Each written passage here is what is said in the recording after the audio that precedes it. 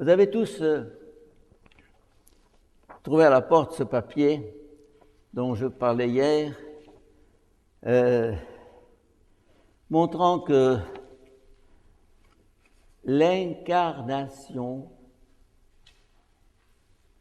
du Christ est coextensive à l'histoire de l'univers.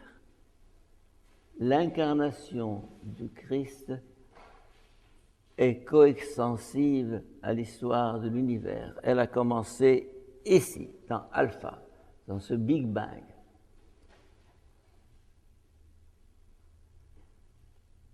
Il était au commencement.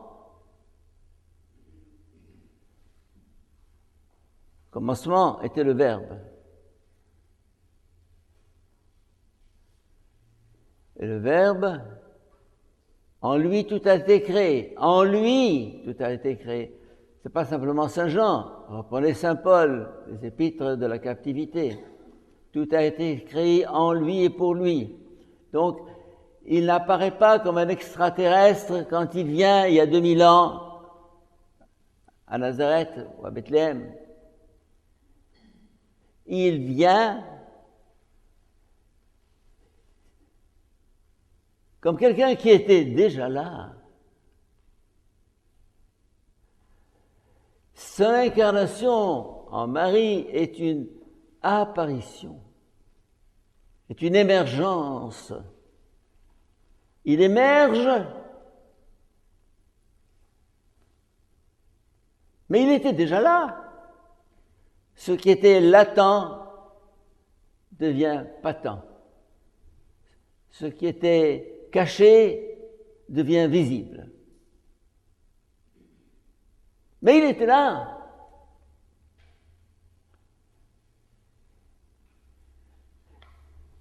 Alors,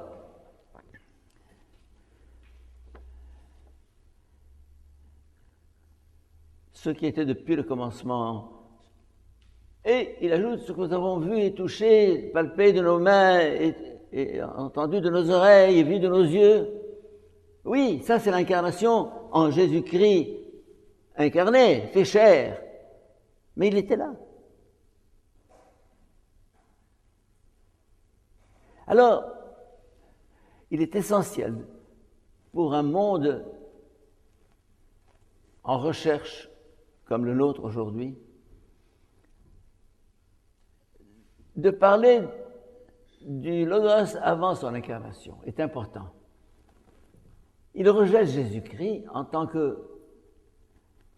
qu'incarnation du Logos. Ça les gêne, comme les musulmans, comme les laïcs de notre époque, ça les gêne.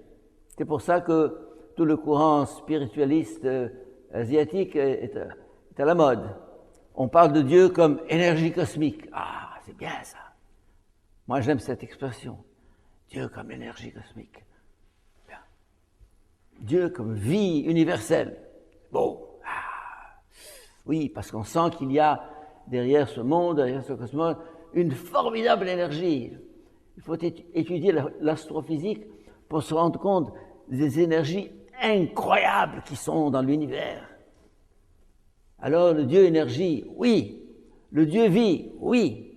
Le Dieu dynamisme, oui. Notre époque comprend ce langage, parce que c'est une époque scientifique. Mais, c'est là que notre époque se heurte à ce scandale du Dieu personnel. J'ai une dame qui a commencé avec moi à publier mes œuvres en allemand. Bon, elle a publié une quinzaine d'ouvrages en allemand. Et dont la mère, quand je l'ai rencontrée, elle avait 93 ans ou 94 ans. Je l'ai rencontrée quelque part chez elle en Allemagne. Et elle me dit, when you speak about a personal God, you make him small. Quand vous parlez d'un Dieu personnel, vous en faites quelque chose de petit. Un Dieu impersonnel, c'est bien. C'est cette cet illimité de l'espace et du temps dont nous parlions hier. Ouais. Ah, Dieu, c'est dans toute son extension. Mais quand on parle du Dieu personnel, we make him small, on le fait tout petit. Voilà, tout petit. Nous sommes tout petits. Qu'est-ce que nous sommes? Des microbes, des fourmis, des insectes. Eh bien, nous revenons justement à cette histoire du cercle du point, de la sphère et du centre. C'est à partir du centre que se développe la sphère et la circonférence. Alors, j'ai eu beau discuter avec, elle s'appelait Madame Edith, et il n'y a rien eu à faire. C'était impossible. Parce que le mot personnel semble limitatif. Mais la personne, c'est un point de contact avec l'absolu, avec l'infini. Il y a deux, si vous voulez, en vous, en nous, il y a le corps, les sens, la conscience, etc. Et puis ensuite la personne. Cœur du cœur, c'est la personne. Et on s'imagine tomber dans une impasse, un cul-de-sac. C'est fini. C'est bloqué. Or, ce cône de l'être humain ouvre dans l'autre direction, prolongez les deux lignes, et vous aurez un nouvel infini en nous, autre que l'infini spatial et temporel. En nous s'ouvre un nouvel infini, et la personne est l'axe, la porte vers cet infini en nous, la personne. Ce qui est le plus élevé dans l'univers, c'est la personne. L'être spirituel, vous, moi.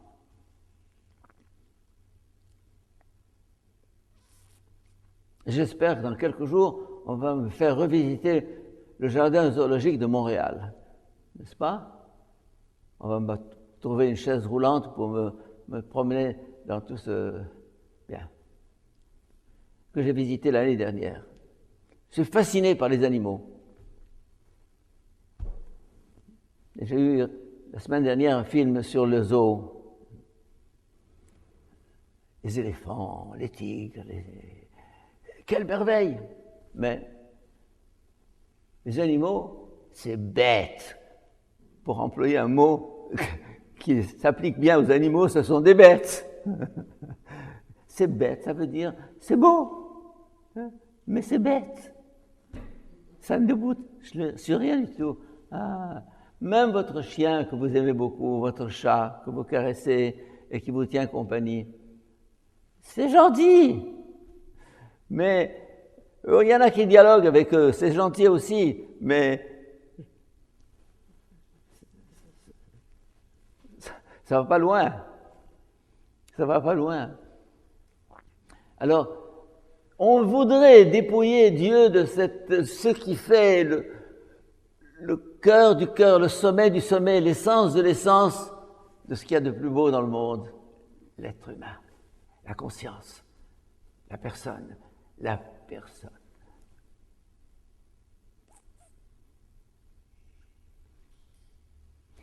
Dieu est personnel.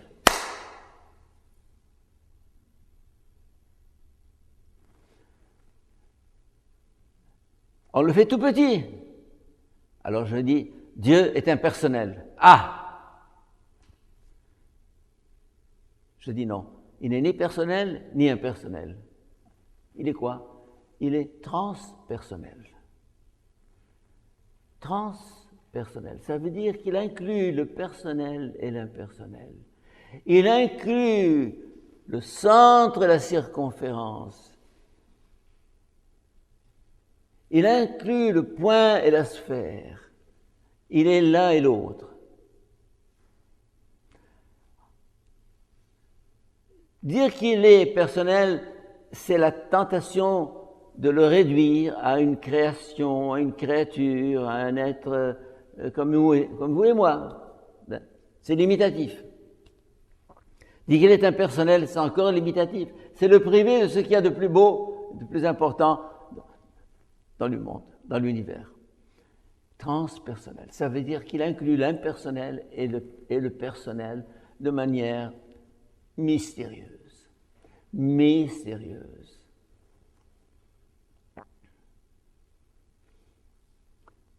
J'espère un jour faire un livre qui aura pour titre « Du tout au toi ».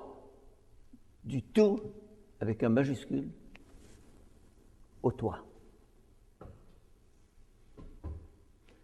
Un livre qui sera très beau, que je porte en moi, quand j'aurai le temps, du tout au toi. Le toi.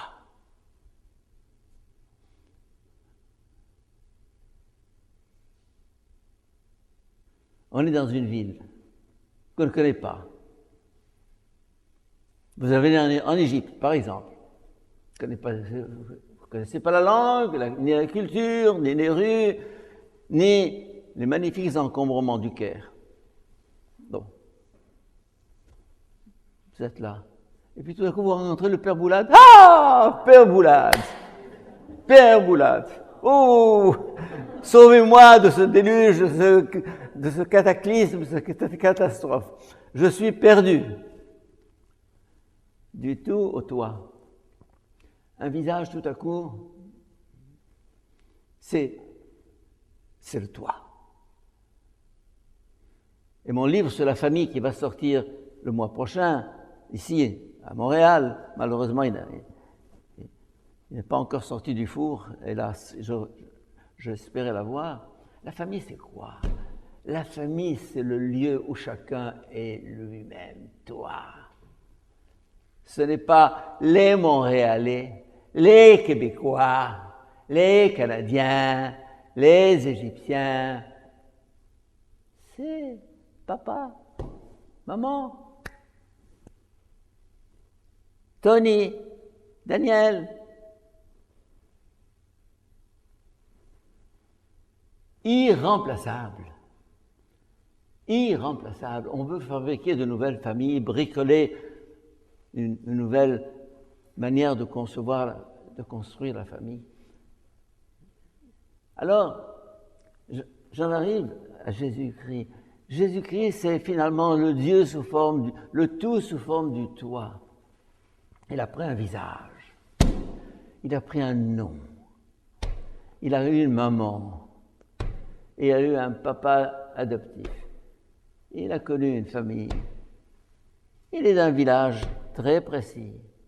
Et ce qui est bouleversant quand on va en Terre Sainte, quels sont ceux d'entre vous et celles qui ont été en Terre Sainte? Levez la main. C'est bouleversant, bouleversant, bouleversant. Et il était là. L'an dernier, pour celles qui étaient là, je pense, j'ai raconté mon émotion le jour où je me suis assis sur le bord du puits de Jacob, sur la même pierre sur laquelle Jésus s'est assis il y a 2000 ans. Et qu'il a rencontré cette femme, femme, donne-moi à boire. Je me suis assis sur la margelle de ce même puits. C'était beau. J'ai dit, là, tu t'es assis? Oui. Au bord du lac de Tibériade, j'ai ramassé une poignée de gravier que j'ai gardé pendant 40 ou 50 ans dans mon tiroir, je ne sais plus où ce qu'elle est maintenant. C'était pour moi quelque chose. Il a laissé une trace dans l'histoire. Et peut-être que le document le plus bouleversant, c'est le Saint-Suaire de Turin, le linceul de Turin, que j'ai lu et travaillé pendant longtemps, et qui est bouleversant de vérité. Là, on a un document historique, on a une photo de Jésus-Christ.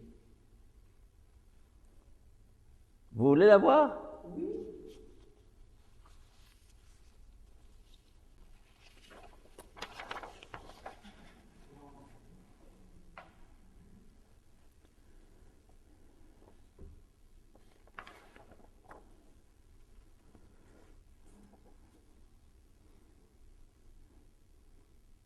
1,78 m, 3 cm de plus que moi.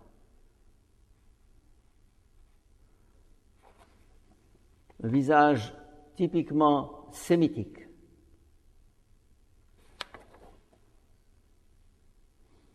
Une sérénité incroyable.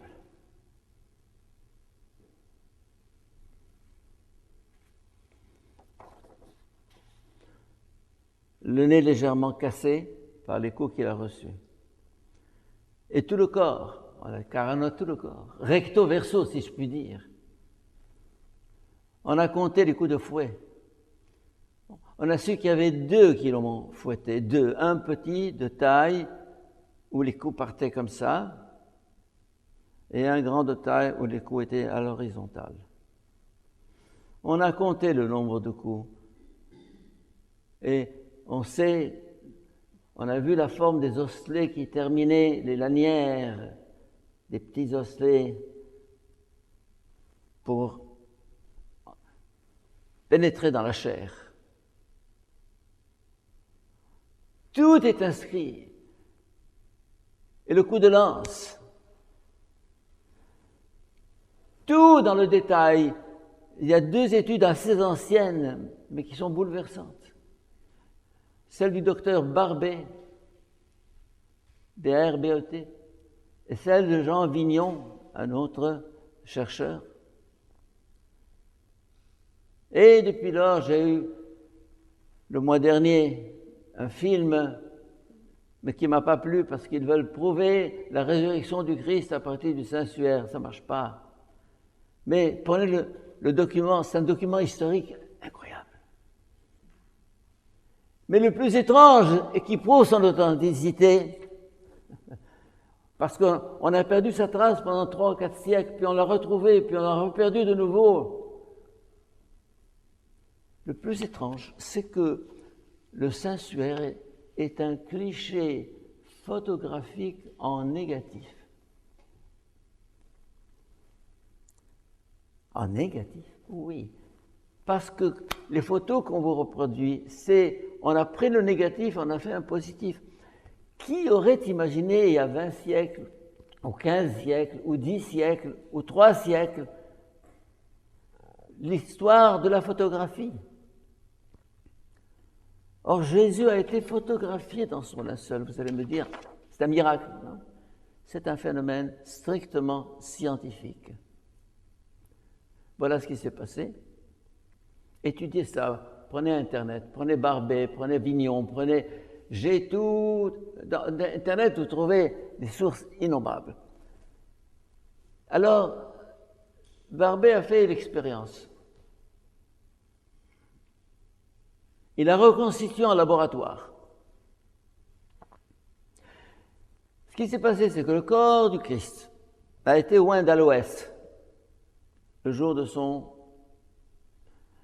sa sépulture improvisée le vendredi soir. Il n'y avait pas le temps, on n'a pas tout mis, on n'a pas tout fait. Et un cadavre s'assuinte de l'ammoniac.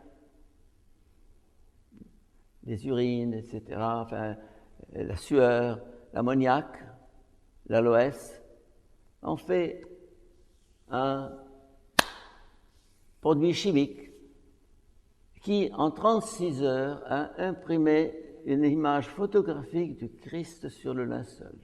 Photographique. Pas de miracle. Ce qui me gêne justement dans ce film américain, là, il parle de miracle. Non, le Saint-Suaire n'est pas un miracle. C'est une coïncidence providentielle que dans les 36 heures d'ensevelissement dans la tombe, au noir, dans l'obscurité, il y a eu photographie du corps recto verso dans toute sa longueur. On sait tout du corps du Christ et de sa passion dans ce document.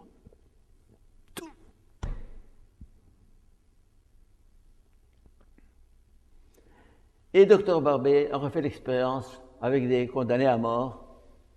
Il en a pris, qui venaient de mourir. Et il a pris l'ammoniac qui suintait de leur corps et l'aloès. Il les a mis dans les mêmes conditions Il a obtenu, et j'ai les photos, enfin, ouvrez Internet, vous trouverez les photos. Vous trouverez les photos de ces condamnés à mort dans une impression photographique en négatif. Et le Saint-Suaire est un négatif, ce qui exclut toute possibilité de trucage inimaginable. Il y a quelques siècles, il y a juste un siècle. Les frères Lumière, c'est qu'à 1892, je ne sais pas quoi. Alors, pour moi, j'ai cette photo devant moi depuis longtemps. Si vous voulez, on peut en faire des copies. J'avais en grand, en double, mais peu importe. Et pour moi, c'est le Verbe fait chair, le Verbe qui était depuis le commencement, en qui tout a été fait. Il a pris chair de la Vierge Marie et s'est fait homme. Dans le credo, et incarnatus de Spiritus Sancto et Virgine Maria, et homo factus est. Et on se mettait à genoux autrefois, dans le credo. C'est fait homme. Comment le Logos éternel s'est fait homme. C'est circonscrit dans le temps et l'espace. C'est limité. You make him small. Oui, I make him small. Il est là, un petit bébé à Bethléem. Je vous invite justement à méditer là-dessus. Il est petit. Dieu. Ça passe pas, ça marche pas.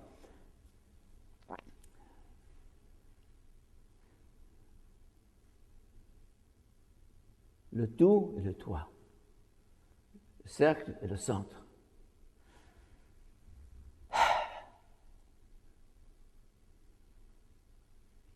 Il y a dans la révélation de Dieu en Jésus-Christ quelque chose d'incroyable, d'inimaginable, d'indépassable.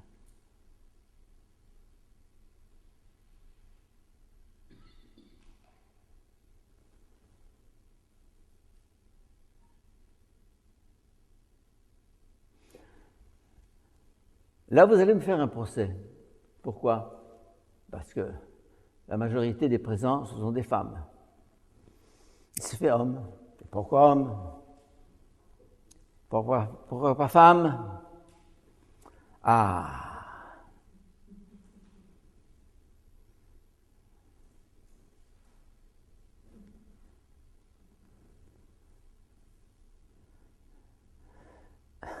Malheureusement, en français, le mot homme est un mot ambivalent.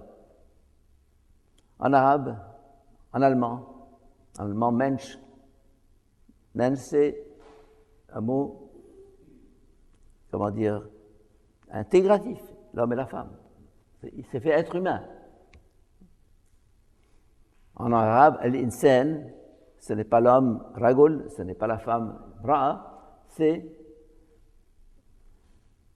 il s'est fait homme, il s'est fait être humain. Vous allez me dire, mais pourquoi masculin? J'en sais rien. S'il y a une signification, c'est qu'il fait référence à Adam, le premier homme, duquel est sortie toute la race humaine. Et lui recommence l'histoire.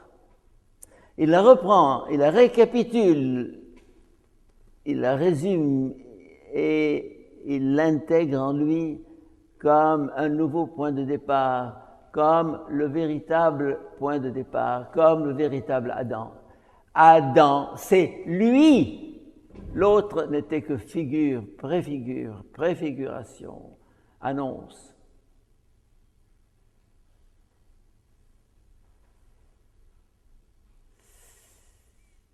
Il y a donc dans la symbolique du masculin chose très importante.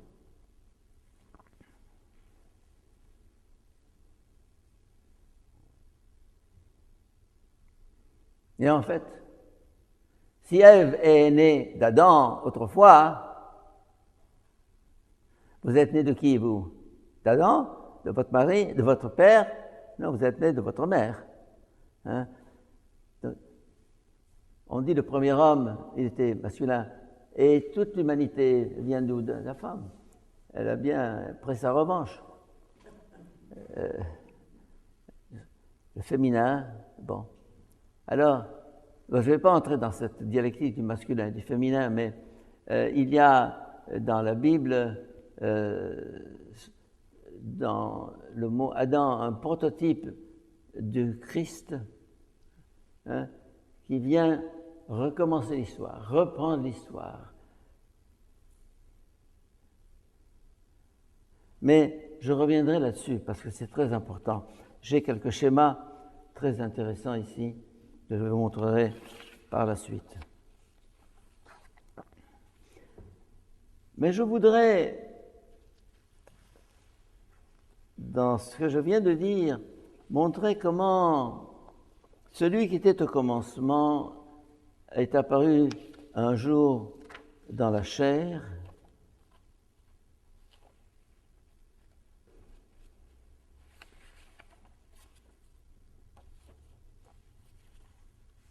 J'ai ici un petit dessin.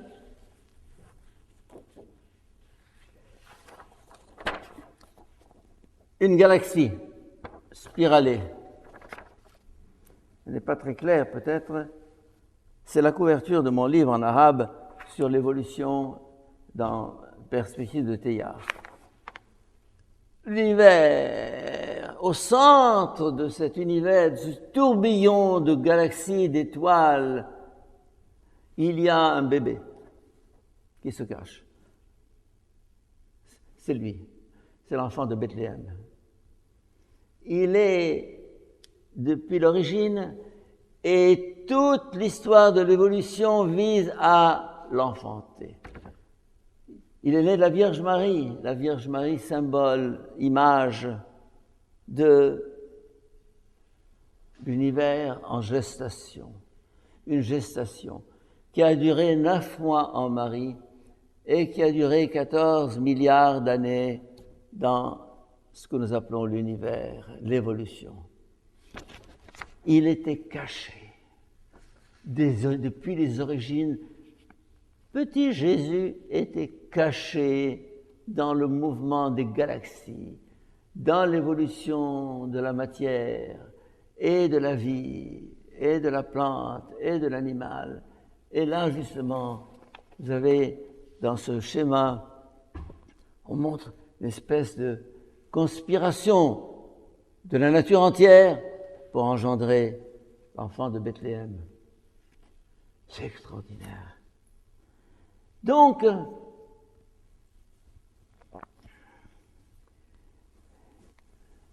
il n'apparaît pas comme un étranger. Il était dans le monde. Le monde a été fait par lui. Mais quand il est venu, le monde ne l'a pas connu, ne l'a pas reconnu, l'a rejeté.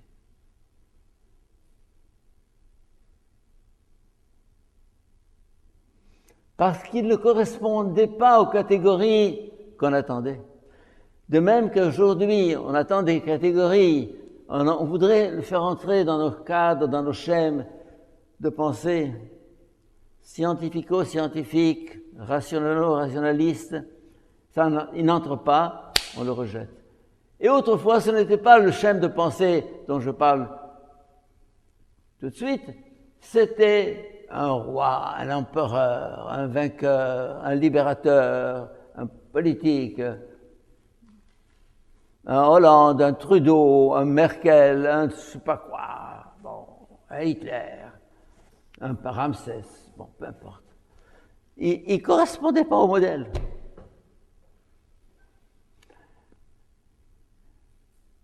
Il vous est né un roi à Bethléem. Ils viennent, roi, où?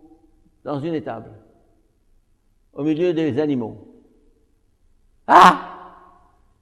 Ça, c'est le Messie. Ça, c'est le roi. Le même scandale du temps de Jésus. Ils attendaient un roi politique. Et maintenant, nous attendons une espèce de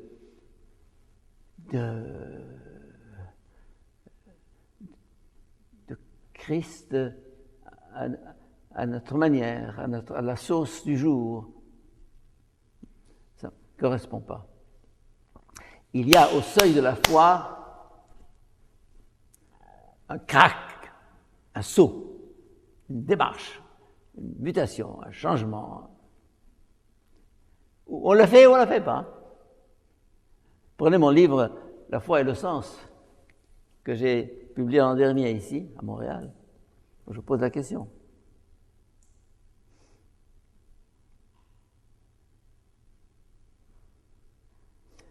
À partir du Christ, l'homme est à penser autrement. L'histoire est à penser autrement. Dieu est à penser autrement. Il bouleverse notre idée de Dieu comme il bouleverse notre idée du monde, comme il bouleverse notre échelle de valeurs. Alors, à partir de tout ça, on va corriger le credo.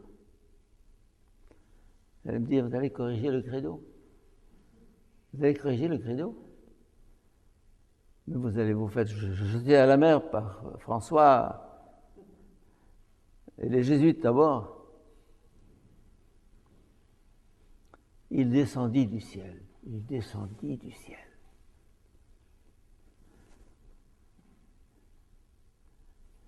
Un extraterrestre. Il n'y a pas de ciel. Donc il n'est pas descendu du ciel. Alors, il a jailli de la terre. Voilà. L'incarnation, ce n'est pas un Christ descendu du ciel. Ce n'est pas un extraterrestre qui atterrit sur notre planète. Il jaillit de la terre. Il y a un texte d'Isaïe, je ne sais plus quel chapitre et quel verset, mais qu'on chante au moment de l'Avent. Rorate celide super et nubes fluentius tu aperiatur terra germine salvatorem, que la terre s'entr'ouvre et que germe le Sauveur. Que le cieux descende, que des cieux descende la rosée. Alors, oui, mais c'est de la terre qu'il jaillit, que la terre s'en trouve et que germe le Sauveur. Jésus est né d'en bas, de la terre, il a fait éclater la terre.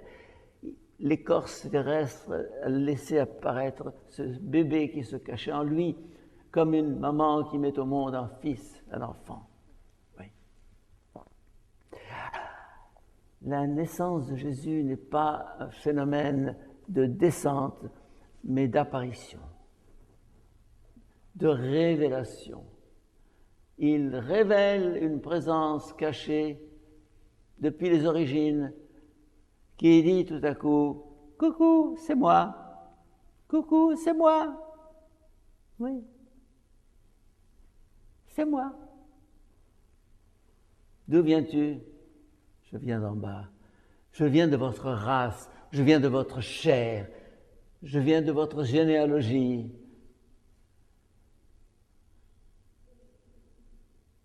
Je viens d'Abraham, d'Isaac, de Jacob, de ce peuple juif.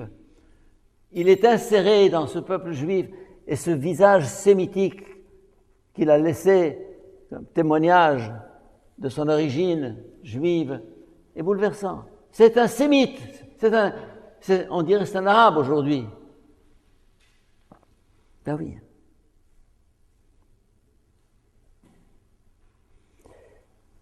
Pour moi, c'est une réponse éblouissante, cette question, d'où viens-tu ? Eh bien, je viens de vous. Je viens de vous. Les 9 mois dans le sein de Marie ne sont que l'expression des 14 milliards d'années dans le sein de l'univers. Longue gestation. Et il a fallu que la matière engendre la vie, et que la vie engendre l'homme, et que l'homme engendre le Fils de l'homme, Jésus. Et quelle conspiration! Quelle conspiration de tout l'univers pour faire naître ce petit enfant de Bethléem. Exciting, comme on dirait en anglais.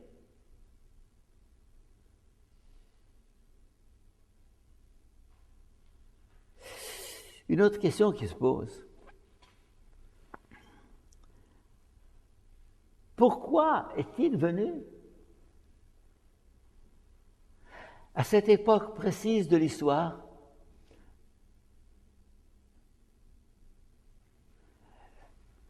La 5e année du règne de Tibère, Ponce Pilate étant gouverneur de Judée, je ne sais plus qui étant gouverneur de je ne sais plus quoi, etc.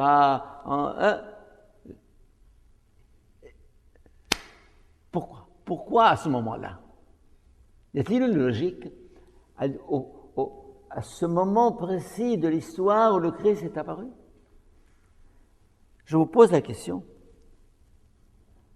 Vous allez me dire, vous avez la réponse? Vous avez lu Charles Péguy? Charles Péguy, ce poète français, dans Ève, prenez Ève de Charles Péguy, un petit livret de rien du tout. Les pas des légions avaient marché pour lui, et les pas de Socrate avaient marché pour lui, et les pas d'Hannibal avaient marché, les éléphants d'Afrique avaient marché pour lui, des portes des portes de la Grèce jusqu'aux portes de Rome, etc. Un poème que j'ai quelque part, je ne sais plus, peut-être ici, oui, il doit être là-dedans. En tout cas, les pharaons et leur civilisation avaient marché pour lui.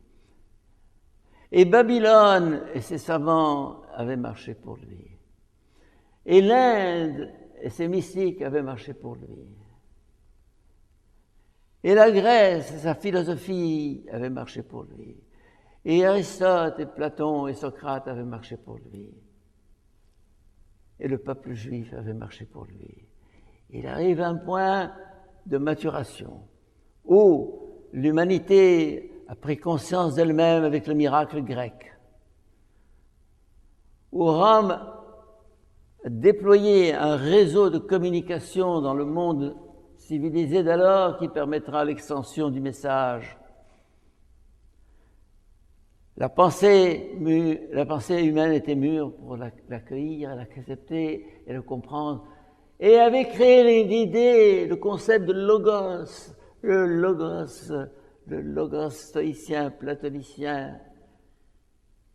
Et là, il est déjà formé le concept que reprend qui?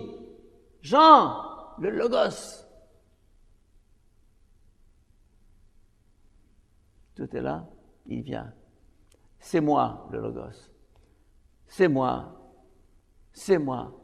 C'est moi. C'est moi. Ah. Il y a une logique historique à étudier pour voir pourquoi est-ce qu'il est venu à ce moment-là.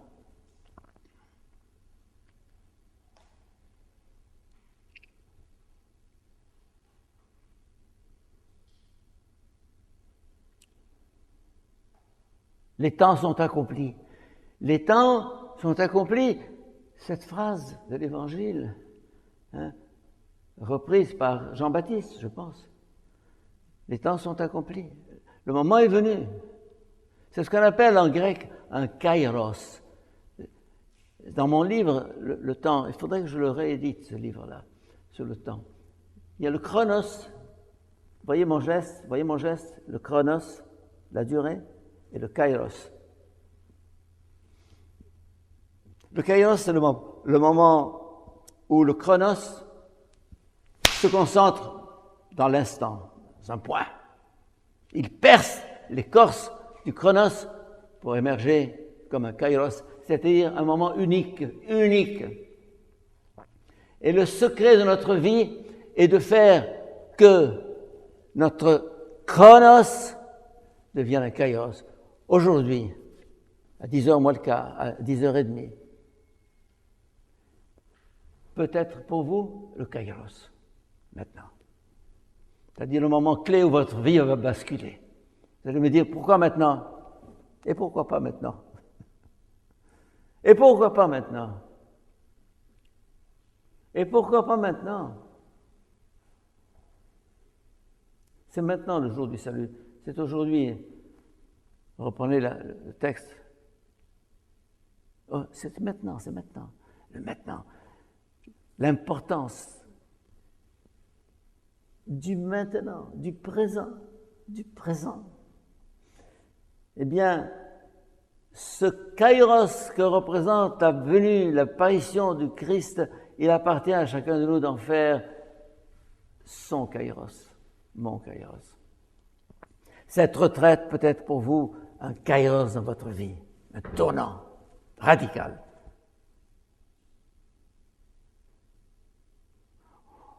Ou on le fait, on laisse passer le train et on rate l'occasion. C'est comme ça. Que d'occasions comme ça. Quelquefois, je rencontre quelqu'un, je lui dis, il me dit quand? Je lui dis, maintenant! Il me dit, laisse-moi le temps de réfléchir. Seigneur, je te suivrai partout où tu iras. Les renards ont des tanières, les oiseaux du ciel ont leur nid, et le Fils de l'homme n'a pas où reposer la tête. Bye bye. On verra, je vais réfléchir. Je vais faire une retraite de discernement chez les jésuites pour voir si j'ai la vocation. Fini. Le train est passé, l'occasion est passée. Trop tard. Too late. Va au diable. Il n'y a pas dit va au diable, mais il lui a dit va. Que dois-je faire pour avoir la vie éternelle? Ceci, si tu veux être parfait, va, vends tout. Merci. Bye bye. Laisse-moi aller enterrer mon père.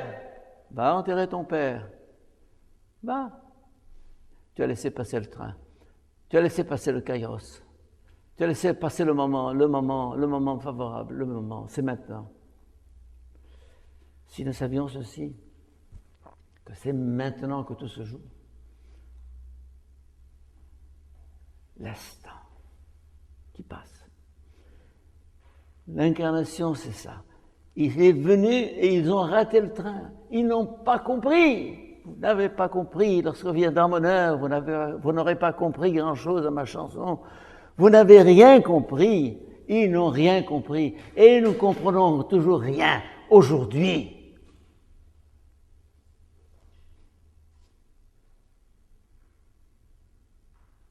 Et moi, je continuerai à prêcher Jésus-Christ à temps et à contre-temps. Vous allez me dire, mais les gens attendent autre chose. Qu'ils aillent à Hollywood, qu'ils aillent en Californie, qu'ils aillent aux rives du Gange chercher. Moi, celui incontournable. Incontournable. C'est là que s'est fait le basculement. J'en parlerai à notre prochaine rencontre.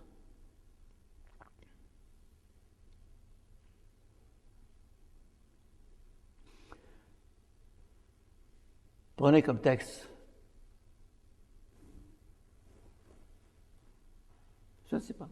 Matthieu, Luc, les débuts, la crèche, Noël.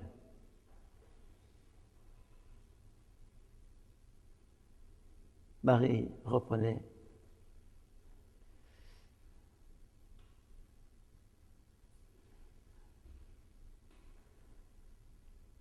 Et demandons comme grâce de le reconnaître.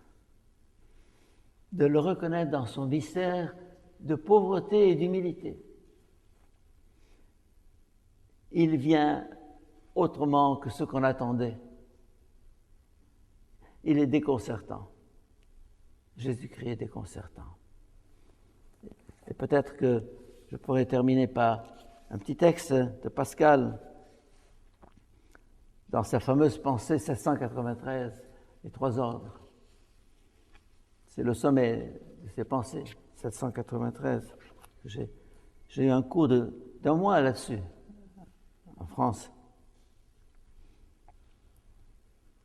Il est bien ridicule de se scandaliser de la bassesse de Jésus-Christ, comme si cette bassesse était du même ordre duquel est la grandeur qu'il venait faire paraître.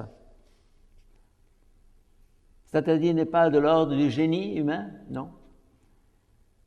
Et de la puissance militaire et politique, non. Qu'on considère cette grandeur-là dans sa vie, dans sa passion, dans son obscurité, dans sa mort, etc. On la verra si grande qu'on n'aura pas sujet de se scandaliser d'une bassesse qui n'y est pas. Et puis, Maître Eckhart, le grand mystique, la hauteur suprême de l'élévation réside dans l'abîme profond de l'humilité.